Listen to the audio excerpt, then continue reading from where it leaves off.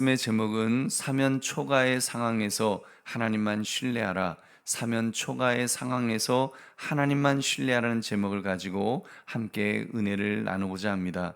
믿음은 평화롭고 모든 일이 순탄할 때 필요한 것이 아닙니다. 참 믿음은 위기의 상황에서 필요합니다. 사면 초가의 상황에 처했을 때 그때 하나님만 신뢰하는 것이 참 믿음일 것입니다. 오늘 본문의 이스라엘 백성들이, 정확히는 모세는 그렇게 살았습니다. 사면 초가의 상황에 처했을 때 그는 흔들리지 않는 믿음의 사람이었습니다. 믿음으로 이겼습니다. 믿음으로 가라 하신 곳에서 사면 초가의 위기를 만났습니다만 그 역시 믿음으로 승리할 때 그는 더 큰 은혜를 체험할 수 있었던 것입니다. 그러므로 사면 초가의 상황에서 하나님만 신뢰하라, 이 제목을 가지고 어떤 형편 어떤 처지에서도 어떻게 하나님만 신뢰하며 살 것인가를 생각하시는 이 새벽 되시기를 주님의 이름으로 축원합니다. 오늘 본문의 내용을 자세히 살펴보겠습니다. 하나님께서는 이스라엘 백성에게 어디에 장막을 쳐야 할지 이제 세세하게 지시를 하셨습니다. 어디였습니까? 우리 2절의 말씀을 같이 읽겠습니다. 시작. 이스라엘 자손에게 명령하여 돌이켜 바다와 믹돌 사이에 비아이롯 앞 곧 바알스본 맞은편 바닷가에 장막을 치게 하라. 아멘. 하나님께서는 이스라엘 백성이 가던 길을 돌이켜서 홍해와 믹돌 사이의 비아이롯 앞 바알스본 맞은편 이 바닷가에 장막을 치게 하셨습니다. 이들이 온전히 하나님께 귀속되어 있음을 이제 가르쳐 주시면서 이제 한 장소로 그렇게 이동시키신 것입니다. 근데 그곳은 군사학적으로는 좋은 곳이 아니었습니다. 바로의 군대가 추격해 올 경우 바다와 애굽 군대 사이에 포위될 수 있는 그런 장소였던 것입니다. 실제로 이스라엘 백성을 뒤쫓기 위해서 바로가 선발한 병거의 규모는 어느 정도였고 어떻게 쫓았습니까? 우리 7절 말씀을 같이 읽겠습니다. 시작. 선발된 병거 600대와 애굽의 모든 병거를 동원하니 지휘관들이 다 거느렸더라. 아멘. 바로는 즉각 600대의 병거, 이거는 아주 최정예 그런 바로가 자랑하는 그런 부대였을 것입니다. 600대의 병거를 선발했고 그 밖에도 애굽의 모든 병거를 동원했다. 그러니까 기동력 있게 하여튼 추격할 수 있는 그런 병력은 다 동원하고 거기다가 유능한 지휘관들이 이제 해서 그런 장수들, 그런 싸움에 아주 유능한 그런 장군들, 장수들이 다 이제 몰려서 그렇게 왔다는 것입니다. 그 숫자는 어마어마한 숫자였습니다. 애굽의 모든 병거와 지휘관들을 동원해서 하여튼 그렇게 이스라엘 백성을 추격했던 것입니다. 바로왕은 이렇게 10가지 재앙에 항복하여 이스라엘 백성들을 보내었었습니다만 그러나 하나님께 완전하게 굴복했던 것은 아니었습니다. 호시탐탐 다시 끌고 올 기회만 노리고 있었던 것입니다. 결국 병거 600대를 앞세우고 이제 무서운 기세로, 이제는 다 보낸 척 해놓고는 무서운 기세로 이제 추격했던 것입니다. 그러나 그런 위기의 상황에서도 하나님은 어떤 계획이 있으셨습니까? 여러분, 오늘 본문만 보면 이스라엘이 망할 것 같습니다. 망할 것 같죠? 풍전등합니다. 이제 바람 앞에 등잔불처럼 언제 꺼져도 이상하지 않을 정도의 그런 위기 상황이었음에 틀림없습니다.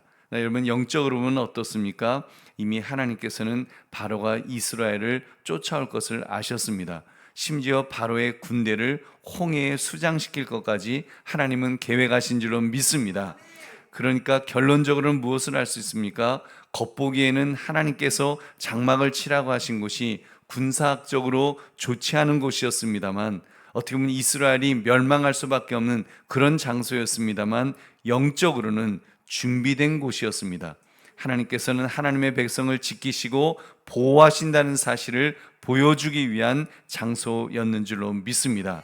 그것은 명백하게 여호와 하나님을, 그래서 하나님의 하나님 되심을 드러내기 위한 곳이었습니다. 그러므로 하나님만을 신뢰하고 하나님만이 영광 받으셔야 할 줄로 믿습니다. 우리 보배로운 성도님들, 사방이 막힌 이 사면 초가의 상황이라 할지라도 사실 그 상황은 하나님의 구원의 새 역사가 시작되는 곳임을 우리가 바라볼 때, 여러분은 무엇을 느낄 수가 있습니까?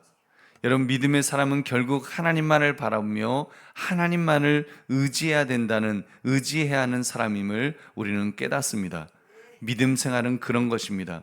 믿음 생활은 자기 계산기를 들고 자기가 계산하는 것이 아닙니다. 믿음 생활은 자기 계산기를 내려놓는 것입니다. 자기가 두드리던 계산기를 내려놓고 하나님의 지시만을 듣는 것인 줄로 믿습니다. 하나님만 바라보는 것인 줄로 믿습니다. 그래서 그가 가라 하시면 가고 그가 멈추라 하시면 멈추는 것입니다. 여러분, 그렇기 때문에 여러분, 우리 믿음 생활은 계산이 아닙니다. 순종인 줄로 믿습니다. 전적인 순종, 주님께서 명령하시면 네 알겠습니다라고 순종하며 하나님께 신뢰하는 것인 줄 믿으시기 바랍니다. 우리 보배로운 성도님들, 오늘 말씀을 나의 삶에 적용해 봅시다. 여러분은 살아오면서 이제는 고생 끝인 줄 알았는데 사방이 막힌 상황에 처하게 되었다면 여러분, 언제 그런 경험을 하셨습니까? 여러분, 살다 보면 그럴 때가 사실 종종 있습니다. 처음에는 하나님의 뜻인 줄 알고 시작했는데, 아니 뜻이기를 바라고 시작했는데 일이 잘 풀리는 것이 풀리지 않을 때, 일이 꼬일 때가 있죠. 물론 첫 단추가 잘못되었고 하나님께서 경고의 메시지를 주셨을 때가 사실 더 많겠습니다만, 여러분, 본문에서처럼 정말로 전적으로 하나님의 지시에 순종했다고 생각하는데 문제가 터질 때도 있습니다. 여러분, 그 대표적인 경우가 욥의 고난이었습니다. 욥의 고난은 그의 허물 때문이 아니었습니다. 그는 하나님 앞에서 의로운 자라고 할 정도로 정말 하나님 앞에서 올바로 살려고 애썼고 실제로 그렇게 살았던 인물이었습니다. 그러나 하나님의 영광을 위하여 그는 고난을 감당해야 했습니다. 인간으로서 도저히 감당할 수 없는 그런 고난을 당했습니다. 그야말로 하나님의 아들 예수 그리스도 이외에는 가장 큰 고난을 겪었던 사람이었음에 틀림없습니다. 여러분, 우리도 때로는 그런 일을 당할 때가 있을 것입니다. 그러나 그렇게 사면 초가의 어려운 상황에 직면하였을 때 여러분, 그때 우리에게 필요한 것은 더 하나님을 신뢰하는 것인 줄로 믿습니다.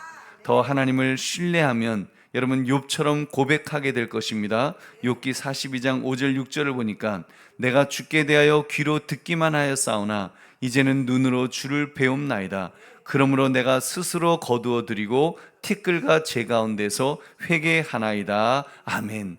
여러분, 그렇습니다. 참 믿음의 사람은 고난을 통해서 더 큰 주님의 은혜를 체험하게 됩니다. 그리고 그런 은혜를 체험할 때 하나님 앞에 회개하지 않을 수 없습니다. 당대 의인이었던 욥이라고 할지라도 귀로만 듣던 하나님을 눈으로 뵙게 될 때에 여러분, 회개하게 될 줄 믿으시기 바랍니다. 그만큼 그가 영적으로 더 성숙해졌다는 것입니다. 하나님 앞에 더 가까이 나아갔기 때문에 정말 귀로 들을 정도만 가까이 나아갔다가 이제는 하나님을 눈으로 직접 뵐 정도로 가까이 나아갈 때에 그는 티끌과 제 가운데서 회개한다고 그는 그렇게 고백합니다. 여러분, 어떤 인간도 여러분, 예수 그리스도 이외에 예수 그리스도의 그런 십자가의 은혜가 아니면 어떤 인간도 하나님 앞에 설 수 없는 줄로 믿습니다.